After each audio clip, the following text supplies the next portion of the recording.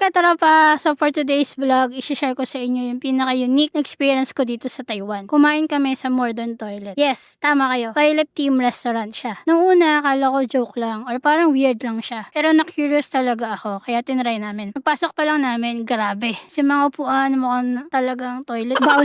As in, doon ka uupo habang kumakain. Tapos yung tables, may pupu na design. And even yung mga plates, inspired din sa bathroom team. Yung drinks na sinerve sa amin is parang pupu na may straw. Hindi ko alam kung matatawa ka or may ilang, pero habang tumatagal, nagiging fun na siya. Parang mawawala na yung pagka-weird kasi ma-appreciate mo yung creativity ng place. Perfect talaga for pictures and content. Now, pagdating sa food, honestly, okay naman siya. Masarap naman yung in-order namin. Hindi lang siya for experience, kundi busog ka din after. Overall, masaya. Definitely worth it siyang itry kahit once. Especially kung gusto mo ng kakaibang experience. See you in the next vlog.